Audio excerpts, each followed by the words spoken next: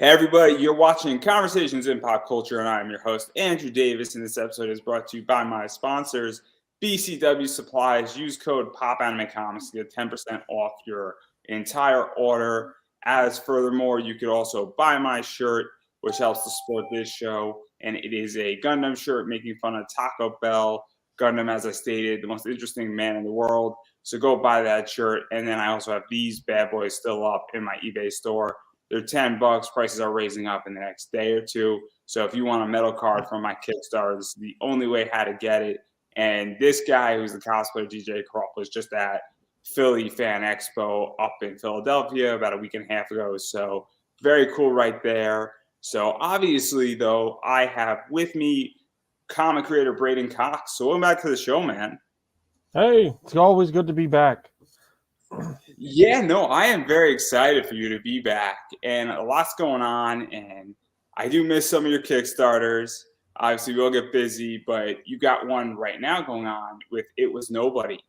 And so before we really get into the Kickstarter and what's going on, what is the basic premise of the book for those who are hearing about it for the first time? So it follows a young boy who deals with hardships at home, like child abuse and drug addicted parents.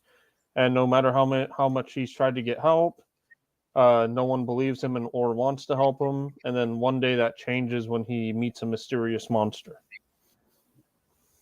Yeah, there's a lot of stuff that happens in this book, and it's very interesting. I definitely want to break it down, but I am curious because we are dealing with really sensitive issues and complicated issues and things that are not so pleasant per se that no kid should have to ever face. What was this like really even coming up with this idea?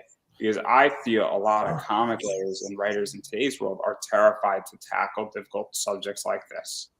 So I actually got this idea a long time ago. My parents, they did foster care, and we would always get these kids from other homes, and we would hear these horror stories about like how the kids, they would talk about what happened to them. They would inform us what happened to the kids, and a lot of the times, like some of the older kids, they were like, "Oh, I just really wish I had someone that would listen to me and would have listened to me the first time so we could have avoided this whole thing." And the nobody part I kind of got from my dad. Whenever we would get in trouble, he would always be like, who did this? And we'd always be like, nobody did it. And he'd be like, oh, well, this nobody guy is really gonna be in trouble when I find him. So it's kind of like a mash of just like family inside jokes. And you should tell me a story about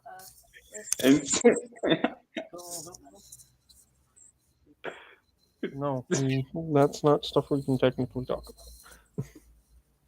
And so to even dive further into this, and obviously into this story, you good?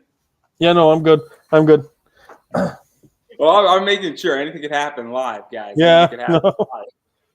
I've come to that realization that anything could happen live, and if you're listening in podcast format and you're catching it second wind, I'm sorry, you're missing all the live fun here.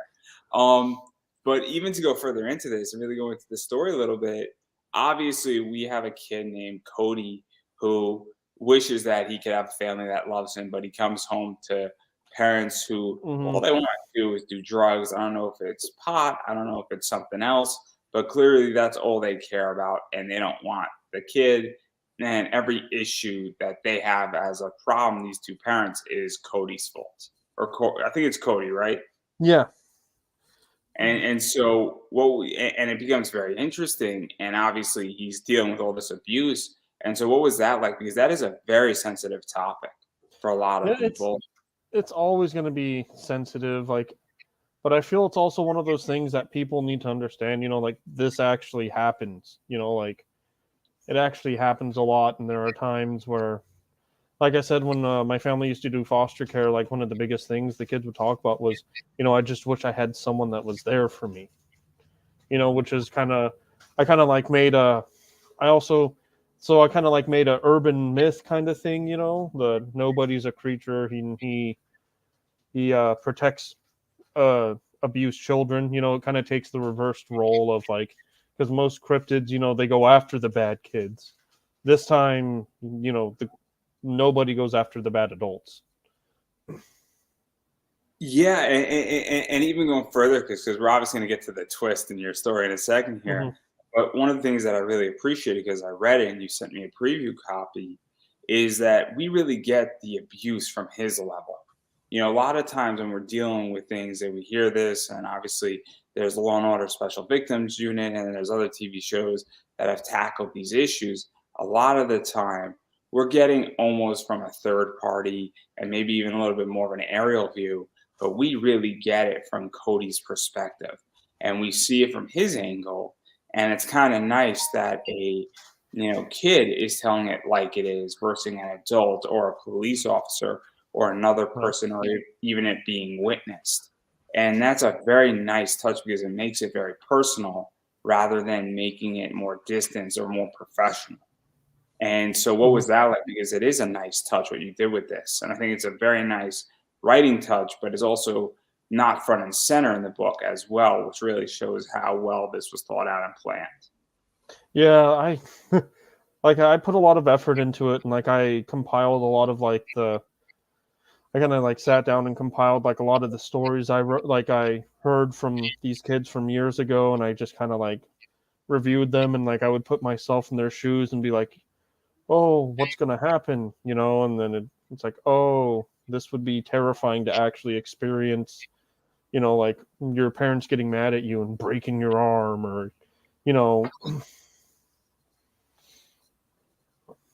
Yeah, and it's fascinating. And then obviously there's a lot of heartwarm, almost breaking of your heart type moments in this story as well, where he goes and he hides, and he's almost hiding like underneath the entire floorboard, which is just an insane moment.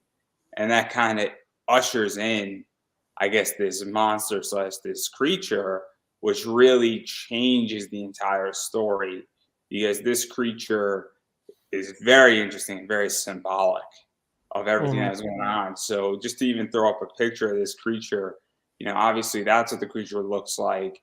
And so what was this like even developing this creature first and foremost before we even get into the symbolism of this creature? Right, What yeah, so it was tough. Like I went through several different concepts, and I was trying to decide something like, you know, I kind of wanted something with like, at first I wanted something with like no eyes, no like dedicated facial features, you know, kind of like you know, like how Slender Man kind of is, like he doesn't really have like facial features. And then I kind of evolved it into, well, what if he had everything except for eyes? So, you know, there's just like these empty sockets where his eyes are. And I went through a lot of it. And then when I teamed up with my new artist, uh,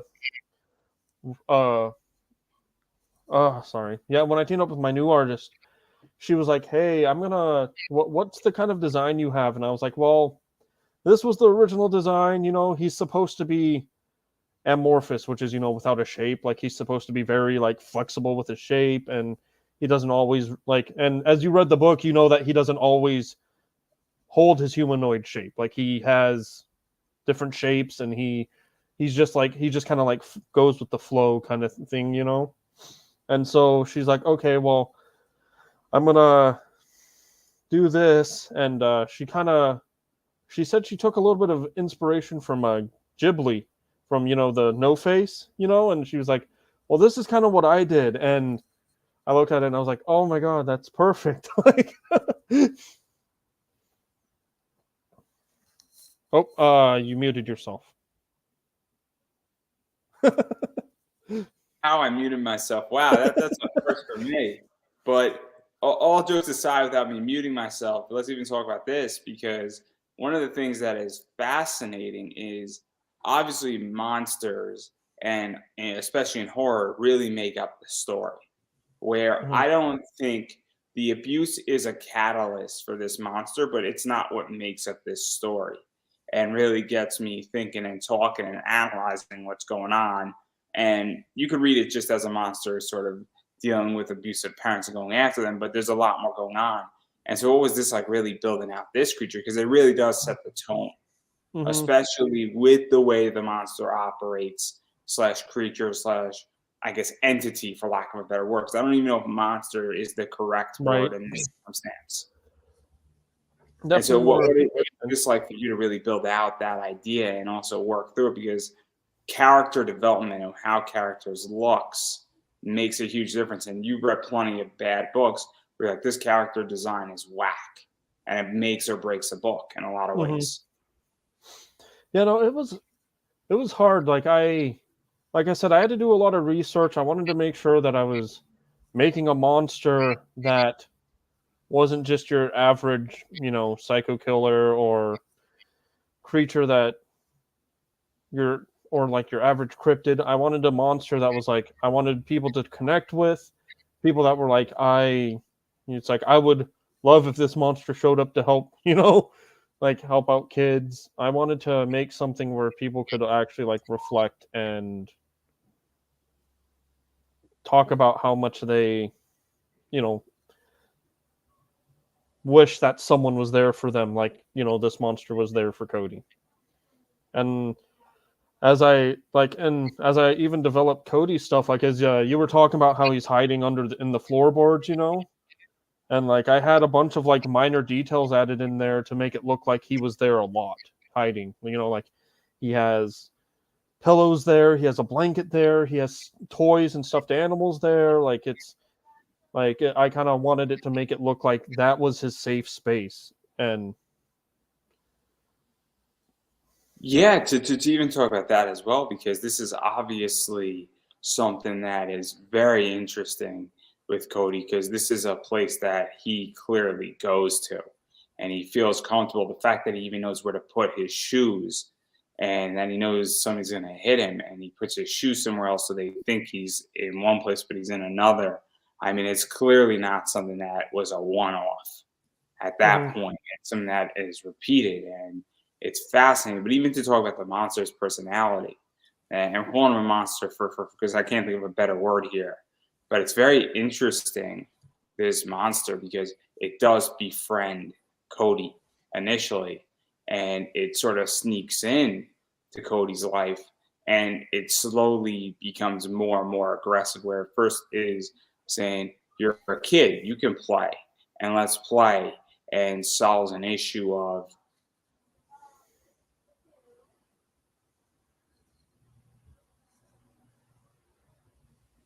as I was saying, it further goes into saying, "Hey, let's go grab, something to eat," and then it sort of attacks, I guess, Cody's mom or foster parent, but doesn't take it a step up, and then it just keeps escalating the entire, I guess, attack slash revenge.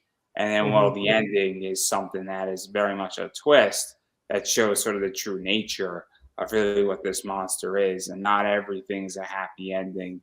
And so, what was this like? Because it is very symbolic. Because it's Yeah, a so it's horrible kind of situation. I really based the ending. The ending was tough because it was like there's so much that you have to like put into something like this. Like it's hard to touch on these like sensitive subjects and to tackle them.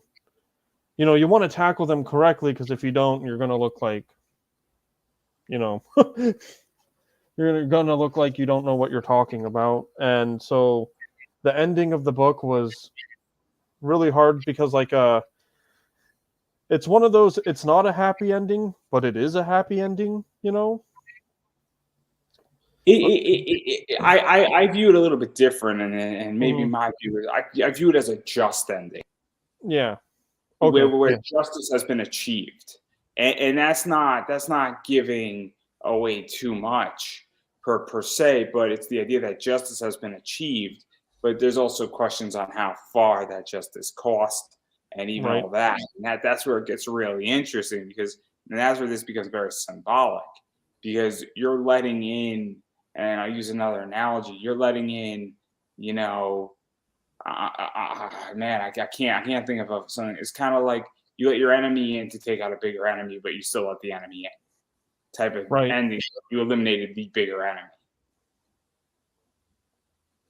Oh, yeah, right. Yeah, I see what you mean.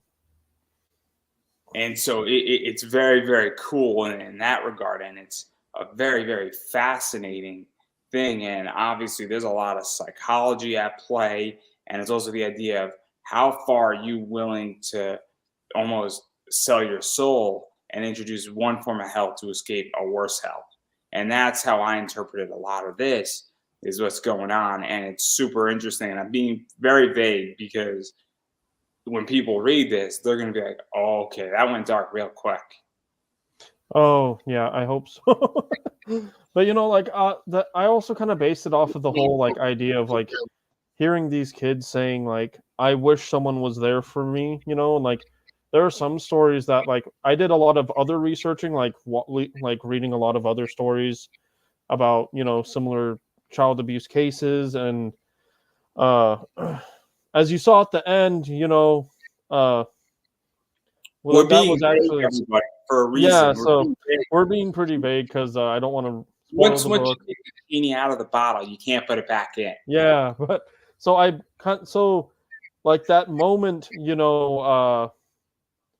when the boy is crying out for help and the person says nobody's gonna help you, and I kind of based it off of that part because of like I read some articles about these kids that died due to child abuse, and like something similar like that happened, and they like it was like it came down to the part of it's like, I wish there was someone there that could have helped me at that point, so they didn't suffer any permanent damage or.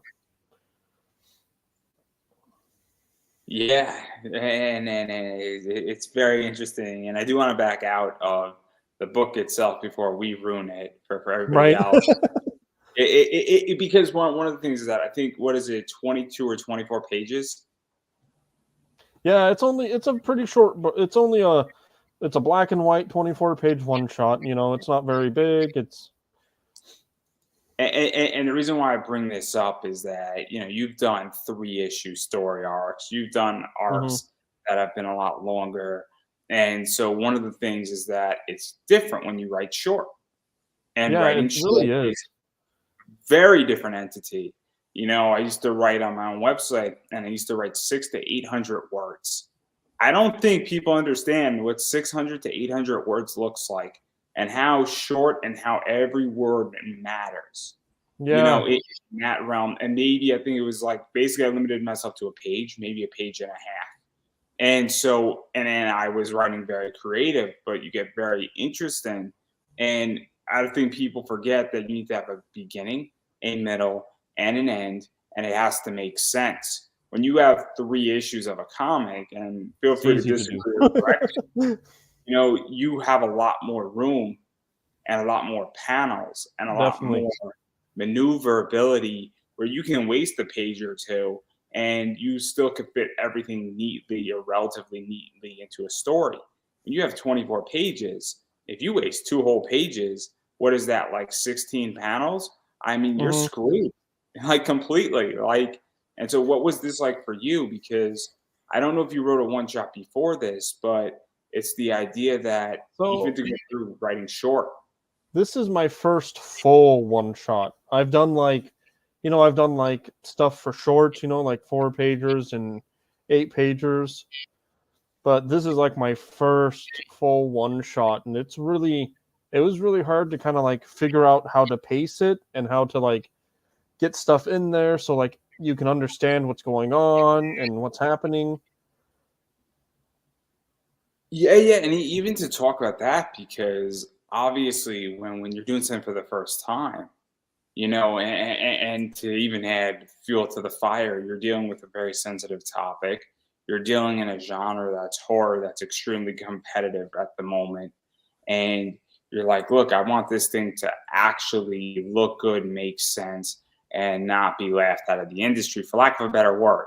All joking aside, on that front. So what was this like, saying, hey, okay, even just to do it as a one shot, because this could have been expanded outward into another 2 issues very easily. And maybe, you would have to slow down or add more to the story or raise the stakes a little bit up to get another issue or 2 out of it. But also to condense it down, it is nice at the same time, because it's kind of like, okay, we have this story and this doesn't need to go on forever. Right. Yeah. So it is a bit harder, but sometimes like you only have enough story for a book, and that's kind of like how this book was. I only had enough story for 24 pages compared to like it's different, like, you know, with Sever, like I have a whole 3 issue plot marked out, and like as I was writing It Was Nobody, I was like, could I maybe just make it a mini series? And then I realized there's not enough. Like I mean, I could stretch it and I could make more if I had to, but then I feel like a lot of the heart of the book would kind of dissipate and dilute out, you know? This is very interesting because there's actually two questions I want to ask you out of this. So, what is this like? Because I feel like a lot of writers say, "Oh man, I got a great idea. Holy smokes, I read this. This is awesome." And I know when I do a great interview or when I get a good comic book, what it's going to be worth sometimes. And I know I struck gold. And then sometimes I'm lucky because I could get another one. I'm like, oh man, I struck gold twice. And it's always nice when you're right. Yeah, and you know the Right. feeling when you write something, you're like, oh man, that was a great page that I wrote. Like you just Mhm. know it, right? And so I feel like a lot of writers say, oh my God, I wrote this amazing thing and it was supposed to be a one shot, but I know there's money here, or I know it's going to be a successful campaign. And then they basically stretch it out and they don't know what to say. Hey, maybe I should just leave it as a one shot. So, and that's a form of discipline. That's a form of being genuine to the story. And I feel like people say, look, there's fame, fortune, glory, or even just success for whether this project or 15 projects more down the road somewhere because of this book. And what was that like for you? Because that's a very complicated thing. And I've seen it and you've seen things that should have just been like, should have been dead in the water after the first 2 issues or 3 issues. And somebody's like, Right. I'm going to do another 4 issues of this. And I'm like, you can, and it's not bad, but it's not as good as the first 3. Yeah, see, like I've given some thought about it. Like if people want more, like you're gonna want to give them more if they're, especially if they're like, we want to buy the next book. But luckily for this, like this series or this, or you know, if it becomes something, instead of like making it continuous, I can use a whole new scenario. I could, because nobody, he's not a, you know, he's not dedicated to Cody. He's a monster that comes and helps children that are being abused. So I could, you know, I could write another one shot about another character dealing with some other kind of abuse, and nobody shows up to help them. Yeah, I mean that's an interesting way to go about it. But I also, I mean, in my view is that sometimes a story, you write a story and then you're like, look, I'm not going to continue to do this. I Hmm. don't know if you're familiar with Faulty Towers by any chance with I John don't Cleese. think so. So it was 12 episodes. It wasn't an issue of money with them. John Cleese basically said, look, I made my point over the last 12 episodes, and I don't want to continue. I'm happy with where it has gone and what it set out to accomplish. And I think there's something to be said about that, where I think it's always nice when a writer says, look, I can go back. You look at Jerry Seinfeld with Seinfeld. I mean, they stopped at the line and said, look, we're at the top of our game. Why would we continue?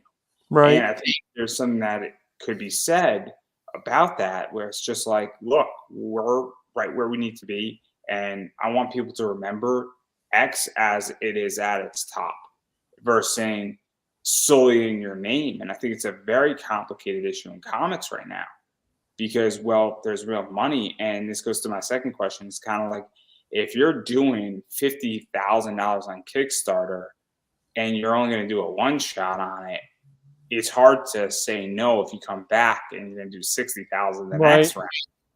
And then if you're going to do another 70 for issue 3 and it started out as a one shot, but then again, you raise credibility.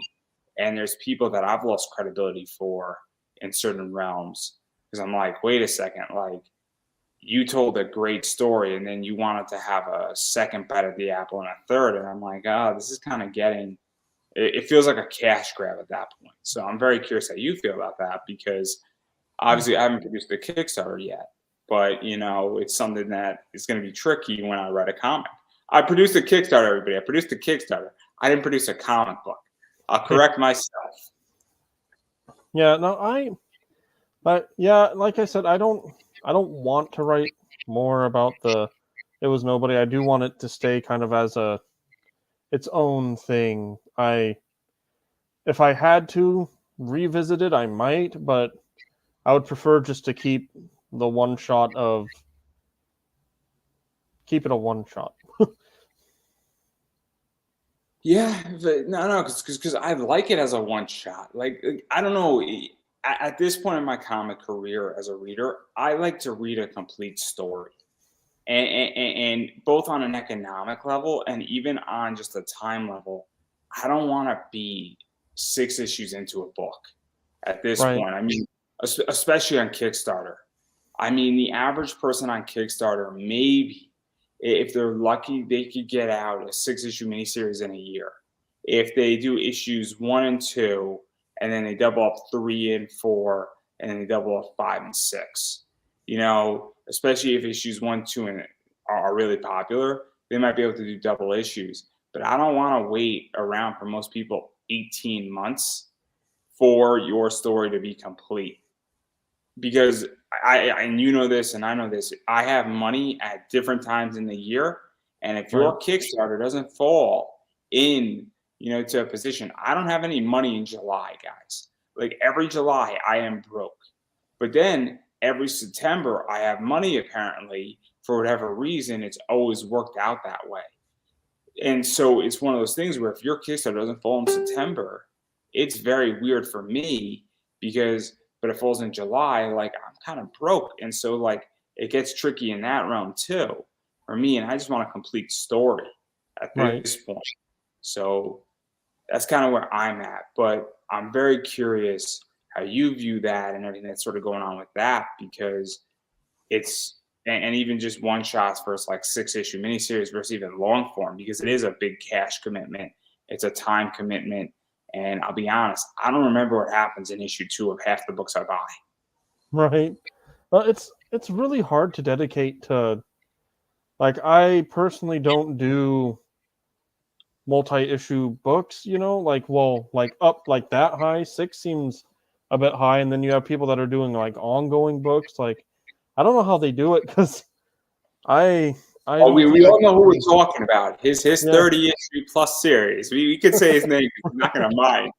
Yeah, well, no, I don't really back a lot of the Kickstarters that have like more than X amount. I think the only one I try to back is Edward Davis's Immortal Era. That's who we're talking about. I like Ed. Well, I like Ed. Yeah, Ed's great and he's doing great, but I don't have the dedication for that. Like that's a lot of money that I could not make, and so like I try to keep my stuff short, like Sever's 3-issue miniseries. It Was Nobody's a one shot. My next books is My Grandmother is a Demon Slayer, and that's going to be a 4-part miniseries, and the first book's like 40 pages. Then I have Blade of the Undying, which is also going to be a miniseries, and it's also, but they're going to be bigger books. Like the first one's 50 pages. So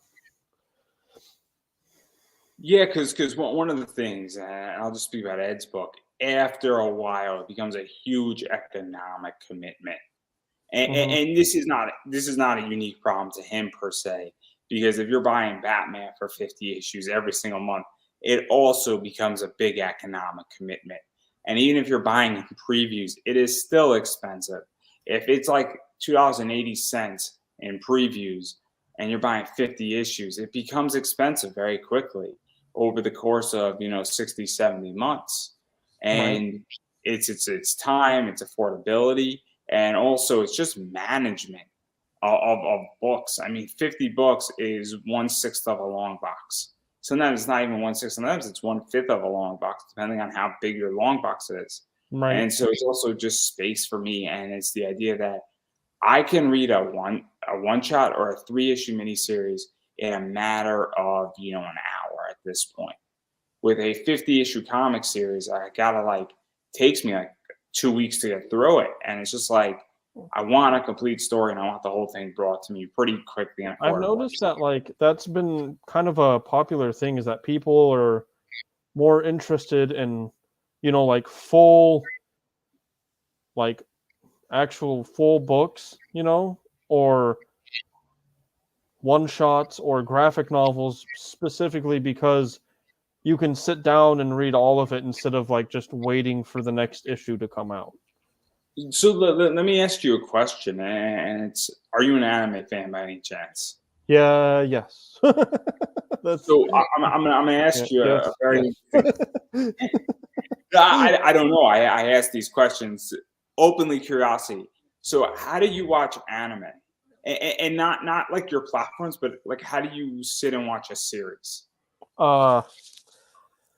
So it depends on the series and depends on how long it is. I So, do so, watch so a lot of like I'm not gonna get into One Piece. I'm not gonna get into Naruto. I'm not gonna get into yeah. Bleach. I'll ask it this way. So what I do is I'm a binge anime watcher. So I take one day off a week where I'm not working on this project, I'm not working on my other project, and I will grab a beer or two, and I will watch like 6 to 7 hours of anime all at once. And then maybe I'll play some video games, but like I tear through series that way. Where I will wait for most series during the spring lineup to finish up so I can watch all of it in a row. Because See, I like that's to what watch. I would do too. Is like I would, unless like the anime's already been out for a while. Like I said, there's no way I'm gonna dive into One Piece. Like that's so much dedication that I don't have. But if there's I mean, yeah. but if there's an anime and it has like 5 seasons, and it's working on the 6th, I'll still start it and I'll probably binge it until like the 6th season is completely out, and then I'll watch it. I did that with what was it? The time I was reincarnated as a slime. Like they were in the process of making season 4, and I was like, I'm just gonna wait for it to be done, then I'll binge it. And that's what I did. Because the reason why I bring this up is that I read a lot of stuff on Comixology, but I have waited for a bunch of stuff to have like 50 issues out on Comixology so I could sit down and get a binge 'em. good chunk of Yeah. it. Because at this stage in the game for me, like I want to have a bigger piece of the story, and that's something that I'm very curious about you, and even where comics are shifting to at this point, because what do people want? And look, I'm a comic collector. I buy and sell comics. I enjoy having a collection, but I don't view me as a collector and me as a reader as the same. Where me as a reader wants the entire thing at my disposal, so I want 6 issues all at once, whether they're floppies or whether it's a graphic novel, or whether it's a hybrid, or whether it's digital. I don't care how you give it to me, but I want all 6 issues. And I will go to the Right. store, comic shop, and I'll buy 6 issues of Sonic the Hedgehogs, 1 through 6, all in floppies if you got it. I don't care if it's a graphic novel. I just want more story all at once. So I feel bigger books are probably the way to go. That's why like a lot of my books now, other than like my shorter one shots, my like Sever, it's a 3 issue miniseries, but the first book is still 40 pages. It's pretty much like the length of 2 issues. So to even talk about that, because I've noticed a trend where people have gone from producing a 22 pager to doing 28 to 32 pages per book. And I view it as a response to what people are frustrated with Marvel, DC, Image, Dark Horse, and I guess mainstream comics, for lack of a better word. I also view it as a way to compete, where you're providing now more content and people want more content, and it doesn't cost more money and it doesn't break the bank for you to go from 26 pages to 32 pages as far as massive printing costs. The art is what's expensive in that entire scenario, but I also view it as a way to compete and things like that. And so why do you think that trend has happened? And also places like Zenoscope have gone and done these one shots for $9 that are 72 pages. And so why do you think that trend has sort of shifted? Because that's a relatively new trend in comics. Well, yeah, like if you look at it, a lot of the comic book stuff, like it's like people are getting more into these longer books because there's more to read. They don't have to worry about like the whole universe resetting and them retelling the same stories again, you know. But I think a lot of people are more into like a lot of the one shots because they don't have to, if they end up not liking it, they don't have to dedicate to the series after that, you know. It's just, I read it, I'm done. And like you, and not even, it's not even just like these books, like webtoons are becoming way more popular too. Like Lore Olympus, I think just hit like one of the biggest records on there ever or something like that. And so to even talk about webtoons, because I'm not a big webtoon guy. It's something I never got into. I'm a big manga guy. I'm a big, American comics guy. I'm obviously comicsology. I've had comicsology for about a year, and there's so much to read there, in comicsology. But I'm not against webtoons. It's just, you got to pick and choose what you want to read, and sometimes you fall into one track. And I think I've read like one or two webtoon comics, but like what happens to me is that I'll read it and then I'll catch up and then I won't look at it and then I forget where I'm at. Like that's my whole problem with webtoons is like, and I'm like, did I read chapter? Did I stop at 100? Or did I stop at like 500? So that's something that's a big issue for me as a consumer. But do you think that webtoons have gained, I guess, credibility and also attention and popularity because they're now more accessible than anything else, and they're also probably one of the cheapest things that you could read in comics? oh, definitely, for sure. Like you don't even have to pay for webtoons. You can people just post their content on there for free, and you can read it, and then like they pay the artists for like the subscribers that they have, and you can also tip your favorite creators so that they can continue to keep making stuff. Oh well, if only us podcasters had something so wonderful like that, that'd be great. That would be fantastic because everybody could tip me, and I greatly appreciate all the tipping here.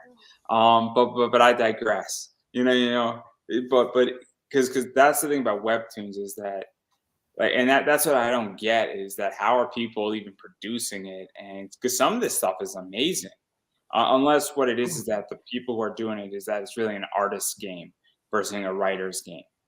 I couldn't tell you. I know that a lot of the artists on webtoons are also the writers, but I also know that there are some writers who hire artists to do everything for them. But I don't know which ones are which, or because my understanding is that if you're an artist, and I don't know, do you know Tyler Carpenter? Yeah. So Tyler has a real advantage with a bunch of his properties because he's an artist and he's also a writer. And so he could utilize Patreon very well. And he could use other things like that extremely well, and even, web comics and webtoons extremely well because he doesn't have to worry about paying for an artist. So he can charge less for a lot of his books, and he can go a Patreon route because he doesn't have to worry about paying an artist, like, because you're more of a writer. And so you have to worry when you want to do something that you want to basically have to pay your artist. And that definitely affects creation. And at least I think it does. Maybe I'm completely wrong. But that is something that is fascinating. And that's something like I don't get it completely. And I'm very honest. And I mean, I get parts of it, but I'm like, how are these people making it work? Because if you're not the artist and you're outlaying that capital, I mean, it gets complicated in a lot of ways because especially if nobody's paying for it. Like, yeah, no, it's a lot of hopes and dreams. It sounds like the comic industry. It's hopes and dreams. It's similar to the podcast industry. We can't all be Joe Rogan, guys. We can't all be Joe Rogan. That's why I appreciate a like and a share of this video. It's much appreciated. It's the public service announcement. We can't all be Joe Rogan, guys. So like and share out this video. It means a lot. Well, yeah, no, anyway, but like a lot of it is like a lot of these other creators that are able to do it are just really good at marketing. Like, like Travis Gibb, he just smashed his latest Kickstarter for Cthulhu Invades Wonderland, and I forgot what the final tally was at the end, but Yeah. No, I back that Kickstarter. It's going to be a good one. This is actually a good question for you as well. Where do you think the actual project goes, and it's the merit of the project, or it's the covers, or it's the marketing, or it's even just somebody's name attached to a project? I'll give an example. There was somebody who had a Carla Cohen cover in their Kickstarter, and naturally that got the attention of people who are Zenescope fans because they really liked her. So they didn't care so much about the book, but they cared about the cover. And so this is where this gets really interesting, because I'm an investor and I'm a comic book investing type of guy. And I'm looking and saying, look, what makes a Kickstarter successful? And I think there's 3 or 4 things. And I think every campaign, in my opinion, is different. But I look at certain campaigns that are doing well, and it's like, well, you have certain cover artists involved in your projects. So I'm curious how you feel about that, because I think that does go back to marketing as well. Yeah, no, I believe it all comes down to marketing, because like if you hire a cover artist that's really popular, that you're going to have people that are, dedicated to that artist, and they're going to want to buy that artist's art. Yeah, no, it's fascinating in a lot of ways, and I'm very, very perplexed in this entire thing. And obviously, I'm going to be producing a comic, and I'm making a decision. I'm very open about it, where I'm going to have certain cover artists in that project. And the reason why is that I have an eBay store where I've built out my name over the last 10 years, where I buy and sell comics. So naturally, I know what my audience buys from me on eBay. And there's going to be covers built specifically for that audience. And I'm not selling to them from my eBay store through my Kickstarter, but always, and then if you plan accordingly, there should be left over. And well, that's another distribution channel for me. And it's an easier way for me to get rid of, I guess, the books that are in my backlog that did not sell on the Kickstarter that I don't bring to cons. Because I understand that in the entire comic world, there is the idea that you don't necessarily make money from your Kickstarter per se, but you make money with the extra books you print. You make money at the books you sell at cons off your Kickstarter, or maybe a little bit more money than you did on the Kickstarter. The Kickstarter is supposed to be there to fund your book. Mm-hmm. Well, so that's for some people. Like I do print runs, so I don't kickstart for the full amount of the books, but I know that there are a lot of people that do that, which is, I respect that. That's a lot more work but I like doing print runs because, print runs have a higher success rate on Kickstarter, because like people like seeing that, the book's done and they know they're going to get it. And you're right. Like you do make a lot of money at cons, especially from like alternate covers and everything. Like the last con I did, I had a guy who bought Sever, and he came back, bought one of the alternate covers, Alternative variants, yeah. So I was like, he's like, oh, what are these? I was like, oh, they're just the Kickstarter variants. Once they're gone, they're gone. So he bought the other one, and then he looped back around and was like, you know what? I should probably get the other 2 before they're all gone. And I was like, okay. Because it's fascinating. I mean, I buy Paul Green books from Zenescope, and there's a book that I'm going to be paying for tomorrow when they send me my invoice, and it's a $25 book that they sold to me. It's on eBay for $50 to $60 right now, Dang. and it hasn't even been in anybody's hands, which is ludicrous. And so it's a 250 print run, and it's a very expensive book. And because people You want made it, out like a bandit. oh, I'm running. I bought 2 for a reason. And I might not sell the other one because it's a beautiful book. And then there are other books that are like legitimately a year ago were $25 straight from Zenescope. They're going for $200 right now on eBay, which is crazy because it's Sun Kumanaki. And so it's very interesting to me. And obviously I love it because I'm making money with this stuff. But that's the idea where I am definitely with a comic that I'm writing. The play for me is in the covers. It's not the story. The story is going to be okay, but it's the covers that are going to sell the book. And it's the idea that I'm basically doing 4 SKUs of 200 books. So there's 200 copies of each book, and that's all I'm printing is 800 books. And I think I'm going to sell out of all 800 within about 6 months.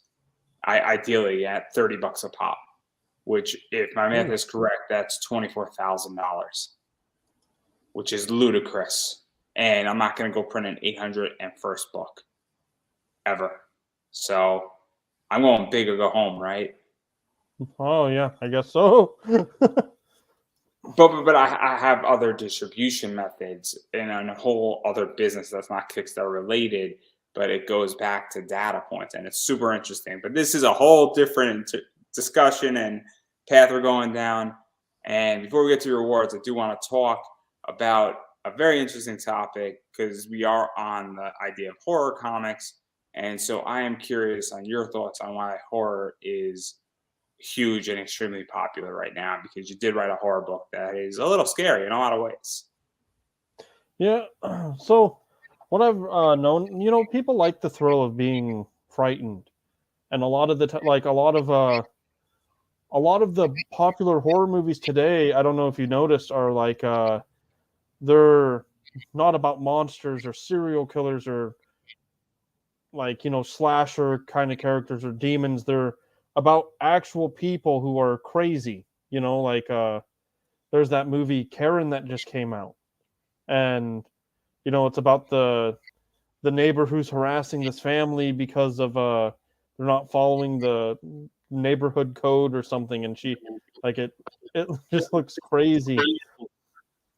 And I think that it was nobody honestly kind of follows that kind of that idea too. It's like it's not the monsters you should be afraid of, it's the people you should be afraid of.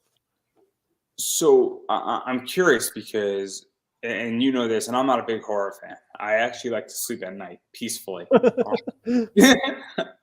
No. I have like terrible nightmares, and like you ever wake up in the middle of the night? And I used to be like that when I was a kid.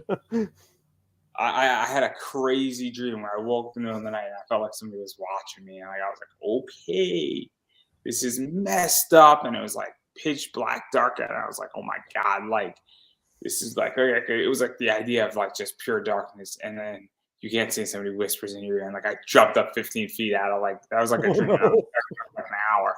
Like I was like, and like I turned the lights on, and I was like curled up in a ball. Very, very, very weird. I think it was like 2 nights ago. So I'm like, oh snap! Like literally, I am not fit for reading a horror book, guys. I am not good at it in a horror movie either. But things that were terrifying 20 years ago are not terrifying today. Is the point I'm getting at? Mm-hmm. And also the idea is that everything in horror has been done. Like a stalking film has been done. The Purge has been done. The idea of somebody showing up in a mask of like a president knocking on your door, breaking down your door, trying to kill you has been done. Scream's been done. And so what is this like for you to break new ground? And even to go down the idea of saying, hey, people are crazy, and then they go off the rails. And even just the idea of pushing the line, because that's a very tricky thing in horror right now, I feel, where people aren't willing to push the line, and even where to say, hey, what's the next evolution? How to scare somebody. Well, it's just, yeah, like, the Nobody, it touches on a lot of sensitive subjects that people don't want to ever touch, usually.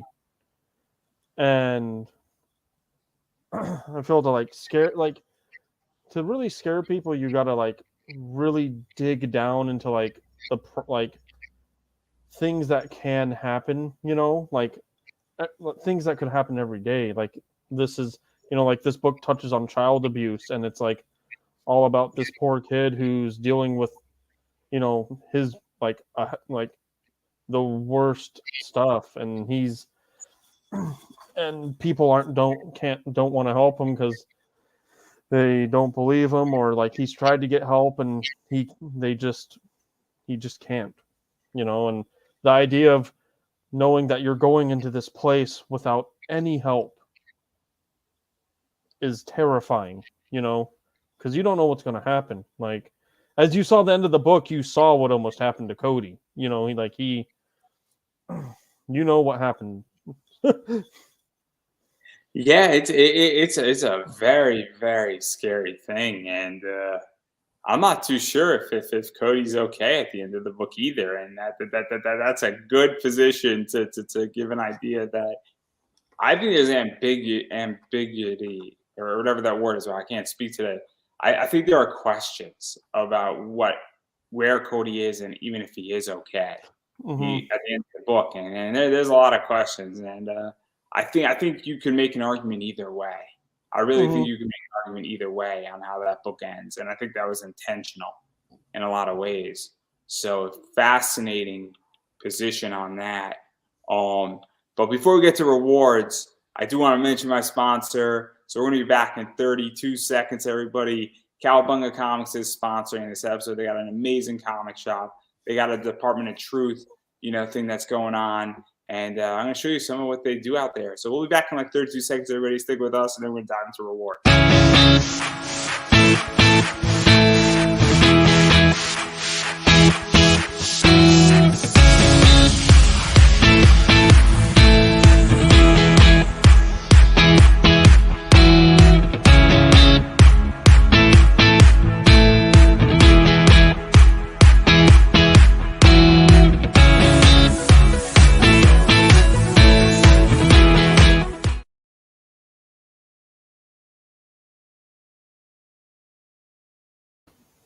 And we're back, and obviously Cowabunga Comics, they are in Florida.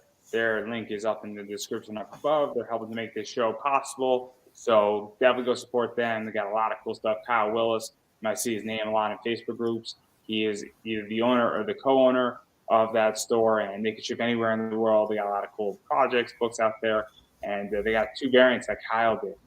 Super cool stuff. One of them is Department of Truth, and then one of them is for Image. For an Image book as well. So check that stuff out. And he has a lot of cool remarks and stuff. So obviously, though, I do want to get into rewards here because you got really cool stuff with this book.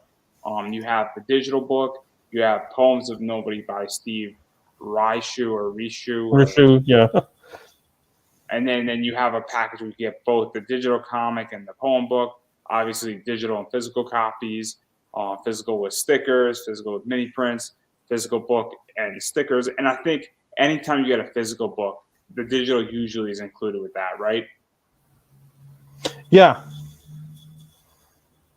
And then all of your books are out there as well, because you have a lot of other stuff that people could pick up that I don't know if you can get everything physical, but I know you can get everything digital. Everything digital, yes. Right now, only Sever is available physical. And that's because, like, when I went to my last con, I finally sold the backlog of all of my old stock from, 7 years ago. And so now I just have Severs. It must have been very nice to sell the backlog. Yes, it was. And we all know who was really happy in that discussion. So, but that's not the point. But obviously, if you want just to read everything that Braiden has done, you can get that digitally delivered right to your inbox, and you'll be off to the races. And I'm sure at some point Braiden will be reprinting some of the stuff that he has out of stock in some fashion or another. And then obviously you got some pins with a physical copy of the book as well, because people have their pins on pretty much everything. I just got the proofs for them today too, so they've been approved and they'll be here soon. And then there's everything in the campaign as well. and that's some stretch goals and some other stuff. And then you also have a retail package, which is super cool as well. And one of the things that I like about your Kickstarter is that everything is relatively affordable on your Kickstarter. And this is something that I think is very cool, where anybody really can pick up something off of your Kickstarter and not break the bank. And you've seen, and I don't know what your line is, but once I start hitting $25 to $30 on a Kickstarter, I get priced out very quickly. Right. And so I don't know where you draw the line, everybody's different, but when I can pick up a cover A for $10 and get all the stretch goals associated with it, I think it's a great deal because, look, I'm willing to take a risk on somebody, but you also, I feel like I have to meet me halfway as a consumer. Mm-hmm. So yeah, I try not to make things I try to make things affordable for everyone, because like it's hard dedicating money into a Kickstarter, you know, and you see some of these Kickstarters, like there's people selling like 24-page books for $15, and then you have to pay shipping, and it's like, what? Because that's the biggest problem right now is shipping. Like shipping's the biggest dent on it. Like I hated it because like I think I had to bump up my shipping prices a little bit just because of how, because I underguessed for Sever, you know? So a lot of that shipping money came out of my pocket. Let's talk about shipping. So I run an eBay business. My shipping is expensive. I charge $11 a book. And the craziest thing, though, is that I ship in a Gemini. I ship United States Postal Service. There's a few reasons why. It comes with tracking. It comes with $50 of insurance. Most of the books I sell are $45 to $65 books. So I want my $50 of insurance. I want my tracking, and that's how I ship. And you could call me expensive. You could be like, oh, it's $11. And people get really upset with me sometimes on eBay because I'm selling an $8 book and the shipping is more than the book. And I'm like, it's $10.45 for me to ship you this book. Would you like me to give you 65 cents back if I'm under by 65 cents, or I'm under by 55 cents? But I'm like, you have to realize that a Gemini costs money. You have to realize that I lose money on shipping. And bubble wrap is expensive, but that's just the nature of the beast. And I actually had to raise up my prices, where I used to charge $9 back in the day when it was the good days in eBay, guys. $9 shipping. I know everybody's like, holy shit, there's $9 shipping. Can we please get that back? I remember when it was like $1 or something. Like, this was when I did my first Kickstarter. Like, it was $1 maximum to ship 3 books, like in 2015. You know, like like it was like $2 at the most, and then now it's just like $5. It's like, oh my gosh. No, because I'm expensive, and this is something that's very interesting. And I mean, as I stated, if I'm shipping a $30 book, you're damn right it's going to be like $10 shipping. Yeah, and you can look, that's ridiculous. But guess what? You know what doesn't happen with my books? They don't come damaged. So you get what you pay for. And it's the idea that you're going to spend $30 or $40 on a book, especially if it's a limited 200. I'm not playing around in that realm, and I'm expensive with shipping. And so that's something that I have an issue with, where I look at people's projects and I'm like, yeah, I can't afford like $9 shipping on a Kickstarter for like a $15 book. Like I get priced out really, really quickly. So how do you deal with that as a Kickstarter? Well, so I always ship my books with bags and boards, because not only does that offer like a whole nother like layer of security, you can put it in the bubble wrap envelopes, and they will stay safe until they get to their destination. And I haven't had any complaints yet. Like, I've heard that all my books have shown up undamaged and perfectly fine from my last Kickstarter. But like the Kickstarter before, which was like 5 years ago when I was still learning everything, they told me that like I had a few people that were like, "Hey, my books got messed up. Could you like my books and my posters got messed up? Could you send me new stuff?" And I was like, "I will do that. And this time I'll make sure that it's that I did everything right because I thought that I did everything right, but I guess I didn't." Yeah, it's tricky, and I mean, I probably have a postal issue maybe once every 3 years, and so obviously I've learned now I insure everything because is when you insure things naturally, if you send out a lot of packages like I do, you know, bad things happen, and it's unfortunate in that regard. So, but yeah, no, it's tricky, and obviously, probably, going forward. I mean, I think in the next 6 months, I'm going to be raising up my shipping rates. The second I find out that the book, because I don't mind taking a 50-cent hit on shipping, I can't take like a $4 hit on shipping. Right. And the second that the shipping raises in the post office, guess what? I am, going to be raising my rates accordingly. And it's unfortunate, but, I can't afford to lose money on shipping. But I will say this, that I overcharged for my metal cards on shipping. I should have actually only put the shipping at $1. And if I put it at $1, I still would have made 30 cents on the shipping, which is crazy. I charged $5 shipping, and I was like, "Oh snap! It's not that expensive to ship metal cards." Like I didn't realize. Like I thought they were more expensive to ship because I didn't know how light they were. It was terrible on my part. But moving forward, I think I'm going to charge like $2 shipping. And if you can't afford $2 shipping, you got a bigger issue. But I digress. But I was very curious about that because it is tricky because it is a business and it's brutal. And people give me free shipping on Kickstarter books. God bless you. God bless you. That's all I'm going to say. Because I could tell you that I am not happy when I have to pay for shipping on Kickstarter. Mm-hmm. In fact, I'm going to have a cover dedicated to, we want free shipping on our Kickstarter books. It's going to be a cover with that on it. Just a stamp on it to be great. Yeah, but it's hard to do free shipping too. It's shipping used to not be as much as it is now, and it wouldn't have been a problem then. But like you said, you have to run a business too.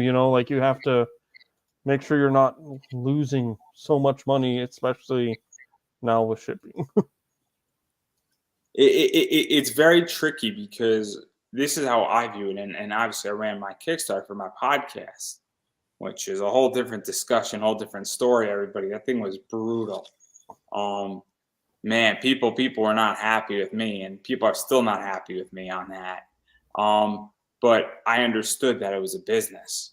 This is a business. This is a podcast that's a business, and it's the idea that it's a fun business, but it's nonetheless a business. There are expenses with it, and so that's why people get really pissed off. When I was asking for money, I'm like, wait a second, it's a business. And so your Kickstarter, I think that's a misconception about Kickstarter, both from the consumer position and even other people's Kickstarters, is that somebody sees, and we'll use Travis. I think Travis did shy of 50,000, if not a little over 50, but he didn't make 50K. He might have not even made anything on that book. That's a fair assumption, where to print a lot of books, to pay your artists, to pay your writers, to pay for all the little tchotchkes, to pay for different components, or maybe Travis made, and I don't have Travis's financials, but I don't think it would shock you if Travis made no money on that book, right? I wouldn't know. No. But you get the point I'm asking. Where I think people don't understand that this is a business, and just like any other business, it can lose money, it can make money, it can make a lot of money, it can lose a lot of money. And so what is that like for you? Because whether you want to be a business or not, you have to be a business on Kickstarter, unless you just say, hey, look, I'm doing this as a pre-order form and I don't need the money and I'm already rich enough. And I'm sure there's people on Kickstarter who are worth millions of dollars who say, look, I just want to give the ability to buy this book the most direct way possible without opening up a website. Unfortunately, I'm not one of those. I'm not one of those either. But believe me, understand, like, I understand why people do it, like, definitely, like, who was it? Brian Sanderson? He did that for his newest books, and he slaughtered on his Kickstarter. Like, I think he's one of the biggest Kickstarters on there now. Like, he made like 41.3 million. I think like 47 last time I checked. Let's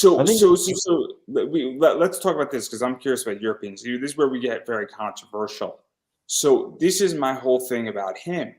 You're like, oh, this is going to be a game changer. And I'm like, let's all take a break. And feel free to disagree. Because is it duplicable? Can it be done with another person?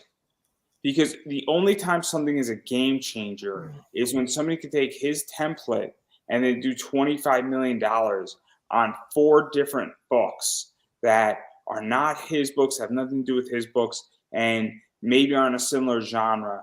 But unless it is a copyable, template, then it's really not a game changer. It's a one-off.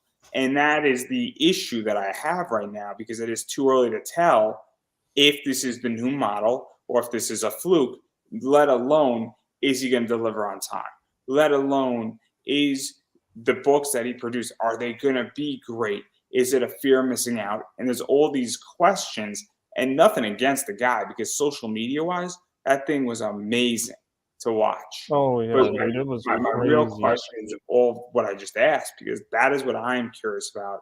Because if all of a sudden somebody copies what he did, or took and studied what he did, and then basically took what he was doing and then copied it and built out the template he used, and took all the steps he has taken in the last 3 years to do that, then that might be the game changer. But it's also the idea, what people don't understand is that he has a whole back-end distribution warehouse, essentially, where he is a small-time publisher, and this was just not a direct-to-order form, but this is almost a seed round for his business. And that's the other thing, too, is that there's a lot more stuff that's on the back end of this that nobody's talking about. And then when I tried to bring it up in a bunch of shows, people dismissed me because they're not understanding. So I'm curious what you think about that, because I'm curious to see what the next, 18 months of this looks like with what he did. Well, so like I've noticed that like there's a lot of bigger people that are kind of following that kind of thing and doing they're coming to Kickstarter to get their like pre-orders, I don't know if you're familiar with any wargamers or like wargaming games other than I'm sorry, I'm an amateur Carpenter fan. Oh, that's a good example, right? Yeah. But there's a smaller company, Privateer Press. They just did the same thing for one of their games, Monster Apocalypse, and they I know what you're talking about, yeah. Yeah, and they well, let me. I don't know what's going on. You're pulling it yeah, up. Yeah, sorry, I'm pulling up the Kickstarter because I pledged to it because they used it as a pre-order thing because they I know one of the guys that's actually there, and he's in my local like wargaming group, but he was talking about Kickstarter is such a helpful tool, especially for these bigger people, because they get the pre-order forms and then they know how much of everything they need.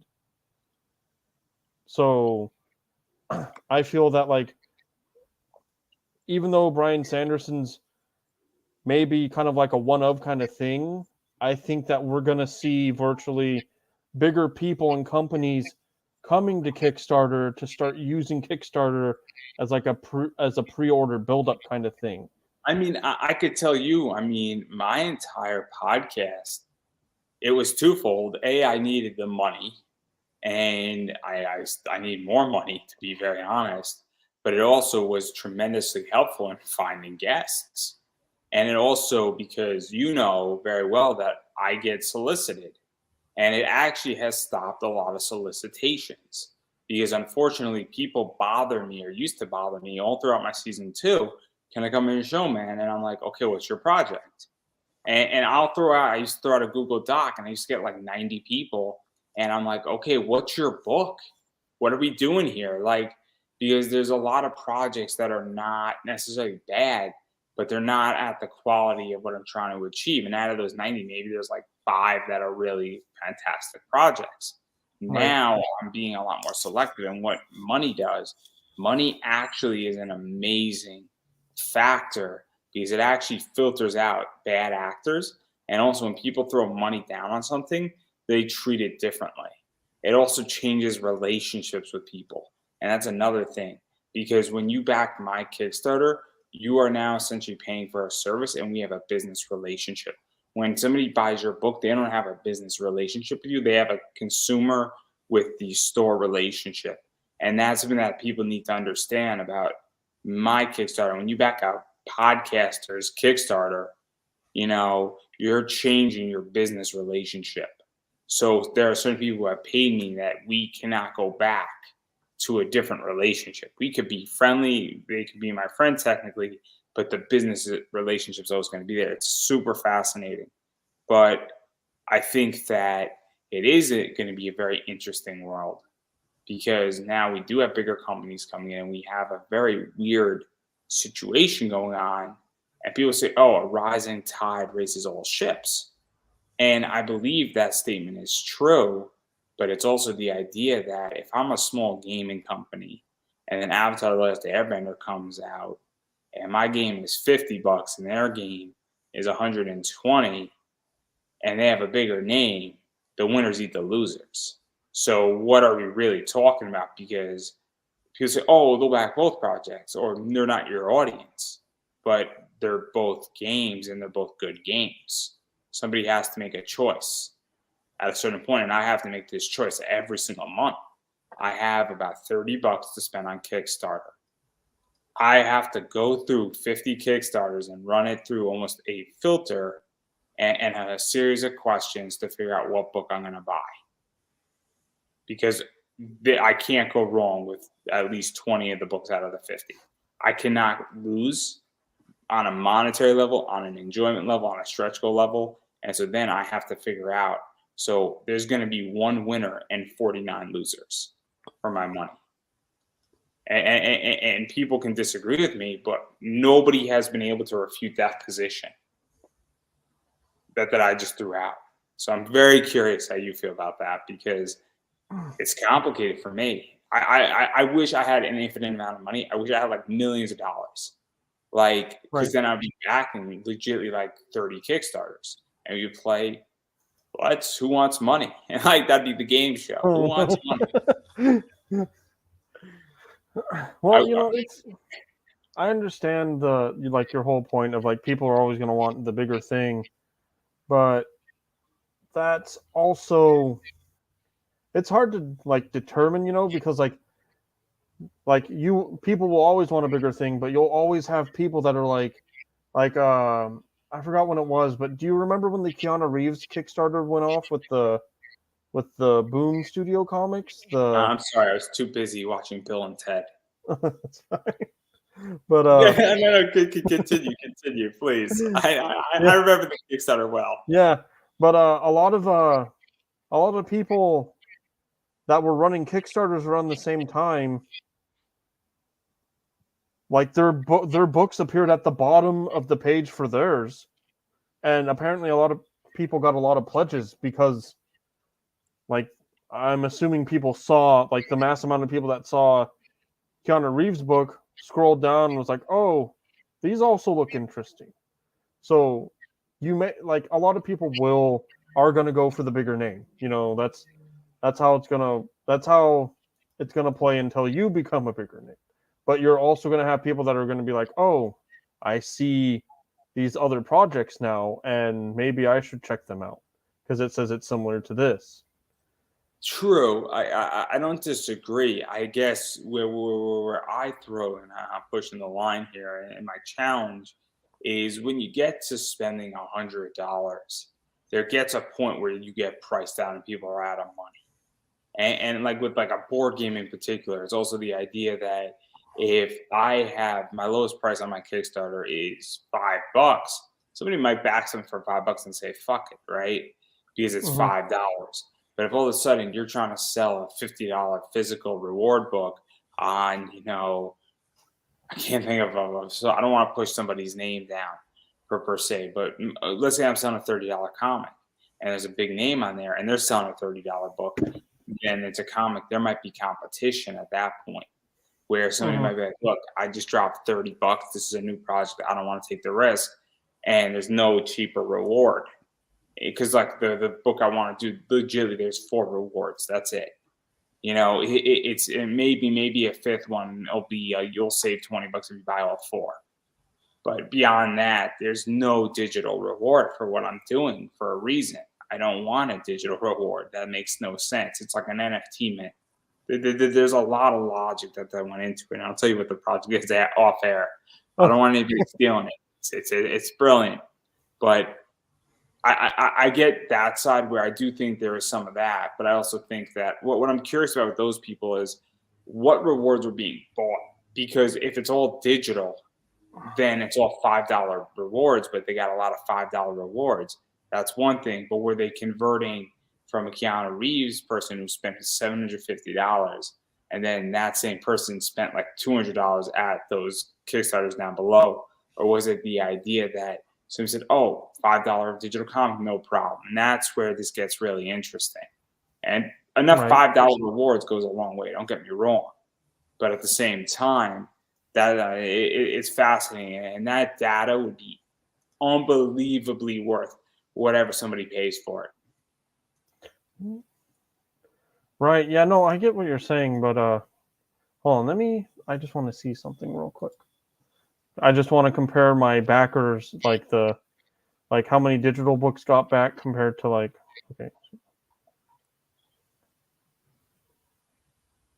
Because I mean I go with the idea that backer count matters, but also average pledge matters too per backer. Where Right, if yeah. No, I get that. See, I know it's nice to have the digital stuff because you don't have to charge shipping for it. People are more obligated to buy digital things because it's like, oh, I can pay this for the book and I don't have to pay X amount for shipping too. And like a lot of the digital rewards I see, a lot of the stretch goals go into the digital rewards too. So because if you look at my last couple of Kickstarters, like all digital backers, when we got our backer rewards, they would get extra PDF books from stuff. It was nobody. We just hit 50, so we unlocked.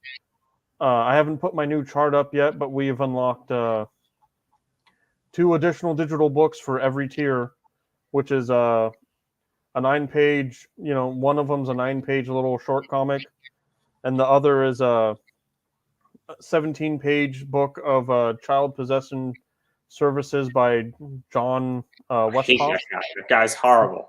That guy should just stop. He should just stop. He should never come on my comic book hangouts again. How dare he even?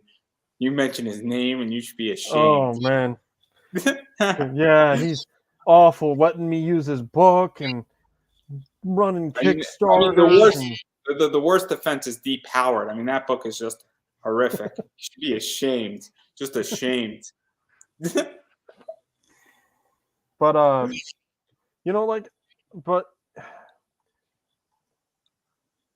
thinking about it, it's nice to have physical backers, but I feel like digital just makes everything so much more, achievable. Look at my Kickstarter. My Kickstarter is almost exclusively digital. It's fantastic. Right? I don't think people understand. I was making the joke about people with shipping, and I'm like, man, it's so nice where it's great to have because my product is digital. I'm working on a class right now. The entire class is digital. And what's great about it is the distribution is it's fantastic because guess what? It's either on a platform like Udemy, or it's on a platform like OnlyFans or Patreon, or I'm looking at Substack on what I want to teach. And it's the idea that like it is dirt cheap. And because it's all digital, I don't have to charge an arm and a leg.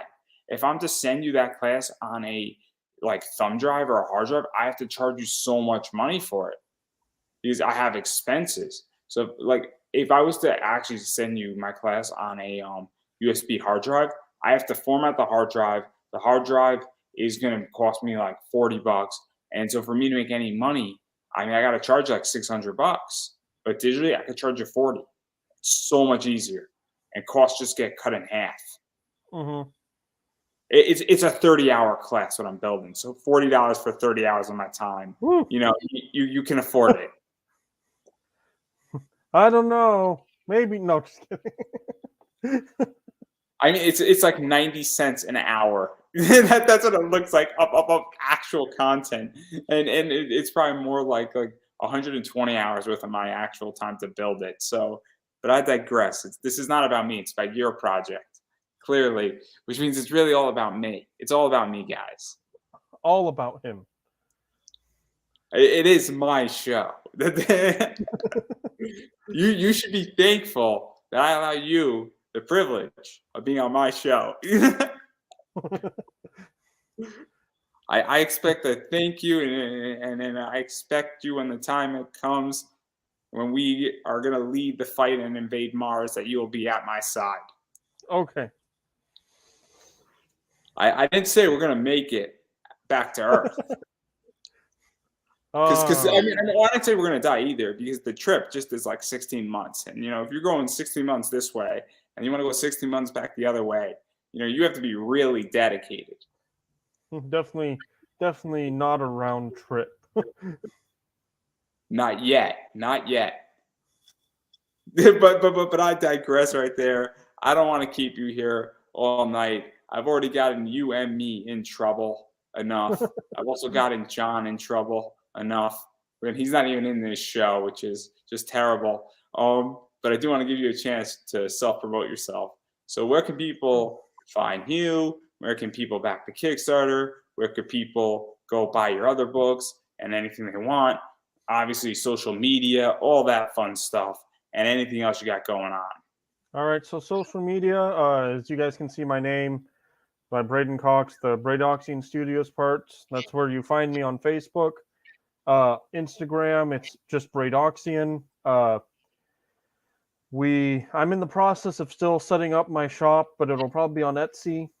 So you can get physical books from Etsy, and then I'm still trying to figure out how to do my digital stuff, because Comixology is in the process of changing over to Kindle, so you can't submit new comics into Comixology until they figure out their whole thing. So I'll probably look into Drive-Thru Comics and some of the other digital platforms. And my book, It Was Nobody, a heartfelt horror, is on Kickstarter right now. Just type in It Was Nobody, should be the first thing that pops up. We are at $1,010 out of $1,200, so with 25 days left, we're really close. That 100, we just need 190 more, and we're funded, and then I'll announce all the monetary stretch goals and everything. And like I said, all this stuff is done. The book's fully done. If you pledge, you will get your book. I just got proofs for the pins today. I approved them, and they'll be shipped out here soon, within the next couple of weeks. And the pins are actually really cool. Yeah, and there's a lot of stuff, and I'm going to keep saying it, and it's true. I said it all of 2020. I said it all of 2021, and I'm going to keep saying it all of 2022. And the idea is that you have to support indie comics, indie creators, indie content creators. No matter what their projects are, you have to support them. And the best way how to do that is actually backing a Kickstarter when they're running, because that is how books get made. That is how projects get made, whether that's Indiegogo, whether that's Kickstarter, whether it's another form of crowdfunding. That's how things get made, because Braiden is not DC, Marvel, Image, or is a big movie studio or anything like that, or a big book publishing company. I am not either. And so all the money that goes into my projects, and I'm going to speak for Braiden, and feel free to correct me at any point on this, goes right back into the project that you're doing. And so, you're supporting that. And let's say that you are not a fan of this book.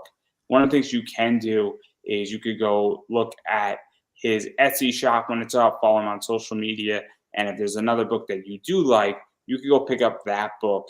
And all of a sudden, while you're not supporting the Kickstarter directly, you are supporting Braiden, which indirectly supports his comic book making abilities, as well as every other book he pushes out there. And look, let's say that you're in a tight spot. We've all been there. One of the best things to do is follow people on Twitter, Facebook, Instagram, TikTok, if they got it, Snapchat, anywhere else, YouTube. YouTube is a big one. Check out their website, email lists, all that stuff. It goes a long way, and a lot of that stuff is free. And even sharing out a Twitter, a Facebook page, a Facebook post, anything like that goes a long way as well. As far as I'm concerned, obviously, I appreciate likes and shares. I am Pop Anime Comics on Facebook, as well as I am Pop Anime Comics on Instagram, YouTube. I have conversations in pop culture shorts. I have a comic book fact TikTok, so you can check me out on TikTok there on Comic Book Knowledge, or on YouTube, as well as I do have a t-shirt that you can buy on Redbubble. 16 colors, guys. You can get that shirt in 16 different colors, completely customizable. All the money from that shirt goes right back into this show. Also, buy my metal card, and anything off of my eBay store helps to support me, makes this stuff happen. As well as if you would like to advertise on this show, you can advertise very much as well.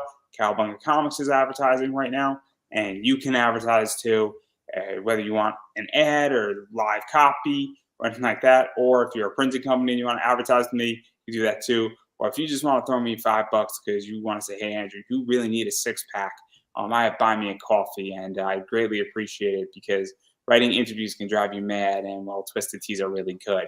And so I would absolutely really appreciate if anyone wants to do that, but you don't have to, because I get it. I'd rather you actually support somebody's Kickstarter.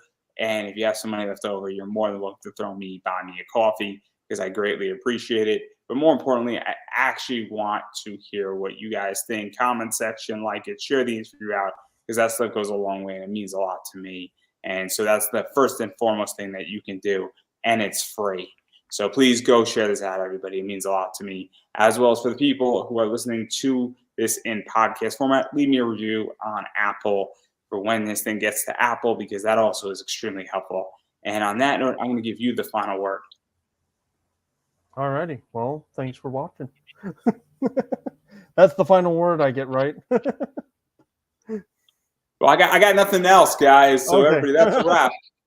It was nobody. Find us